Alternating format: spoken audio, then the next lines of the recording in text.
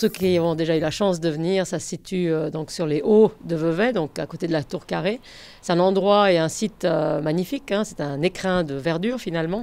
Et on a cette possibilité de venir, en tout cas une fois par semaine. Il y a une association qui s'occupe de cet observatoire et on donne la possibilité à tout le monde de venir observer le ciel. Donc voilà, 40 ans d'existence. Au bout de 40 ans, c'est clair qu'on doit commencer à réfléchir à une rénovation. Il faut aussi dire qu'en 2009, le toit, voilà, nous nous trouvons dans la salle, dans une salle qui est adjacente, donc à l'élément même de l'observatoire. Le toit s'est écroulé en 2009. Donc voilà, on a réparé petit à petit, on a fait ce qu'on pouvait. Mais voilà, aujourd'hui, on doit aller de l'avant avec des travaux beaucoup plus lourds. On a réfléchi, est-ce qu'on rénove, comment est-ce qu'on s'organise ?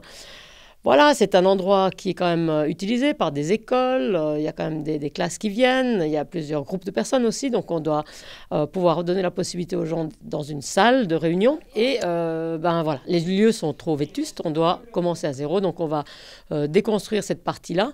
Évidemment, le centre, le cœur même de l'observatoire, on ne le touche pas, mais on le rénove, et par contre, à côté, on y met 2 salles le long du mur. La première serait une salle un peu technique où il y a le matériel qui serait stocké, et l'autre salle permettrait d'accueillir donc un public un peu plus nombreux, enfin un public plus nombreux dans la 25 personnes, de manière quand même plus confortable que c'est fait aujourd'hui. Mais il y aura également un planétarium. C'est vrai que l'avantage lors des temps, enfin voilà, de temps en temps le ciel n'est pas dégagé, et ça permettra évidemment d'étudier le ciel par tous les temps.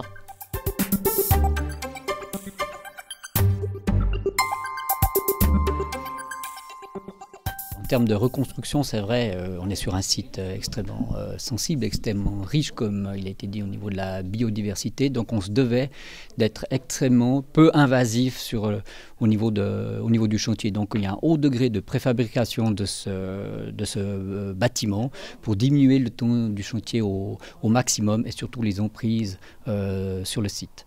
La structure change puisqu'on va être avec une ossature entièrement en bois, avec 2 types d'isolation. D'une part de la paille compressée, donc c'est relativement innovant, je crois qu'il y a 4-5 bâtiments en Suisse uniquement, et puis de la cellulose, donc c'est simplement du papier recyclé sous forme de fibre qui va être insufflé dans la toiture notamment. Au niveau des bétons, on est essentiellement, et quasi la totalité des bétons seront des bétons recyclés, et puis au niveau des installations techniques, c'est au strict minimum en fin de compte, puisqu'il y a très peu de besoins en termes de chauffage, vu les 40 cm d'isolation qu'on aura en façade. Donc on va avoir une pompe à chaleur, air-air, donc on va absorber les calories de l'air pour les amplifier à travers des panneaux photovoltaïques qui vont fournir l'électricité nécessaire. On a fait une grande réflexion, surtout au niveau de l'isolation. On a fait des recherches et là, on va avoir, c'est la première fois qu'on va aller de l'avant avec cette solution-là sur Vevey. Ça va être du préfabriqué avec de la paille au milieu. Et le plus important, c'est justement de garder, si j'ose dire, le froid ou la chaleur à l'intérieur. On va y mettre des panneaux photovoltaïques, c'est-à-dire qu'on aura plus d'énergie, on va créer de l'énergie plus que ce qu'il en faut pour pouvoir chauffer finalement les pièces quand c'est important. Et l'avantage avec notre système, c'est qu'en fait, on peut soit pulser de l'air frais, soit justement chauffer grâce à l'apport des panneaux photovoltaïques.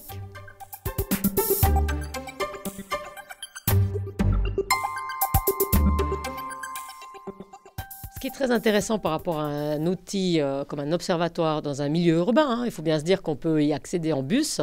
On a la ligne 202 qui s'arrête à 300-400 mètres d'ici. On peut venir à pied, hein, en 15 minutes on y est. Et c'est intéressant parce que justement, on est dans un écran de verdure, comme je l'ai dit, donc on garde tout ce qu'il y a autour de cet observatoire, c'est-à-dire on conserve le potager, les vergers, il y a toute une biodiversité qui est là. Et l'idée, c'est bien évidemment qu'au niveau pédagogique, les classes puissent venir y passer un moment pour non seulement peut-être voir le ciel, mais également la terre. Et finalement, c'est ces 2 éléments-là qui ont séduit la municipalité. C'est la raison pour laquelle on arrive avec ce projet devant le conseil communal.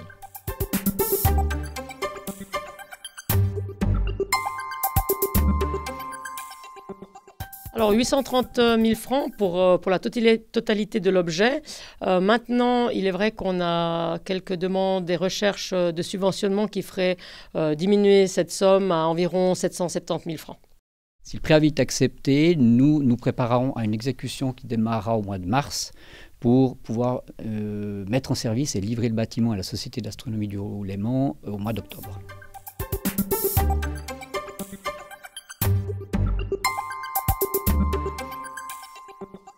Pour nous, c'est vraiment un pas important, c'est vraiment quelque chose de nouveau qui va nous permettre aussi de voir un peu plus vers l'avenir au niveau des équipements, au niveau des mises en place d'appareils. C'est vraiment un pas qui nous permettra de progresser encore mieux dans les appareils, dans les études qu'on est en train de faire sur le ciel, sur les mouvements qui se passent, etc.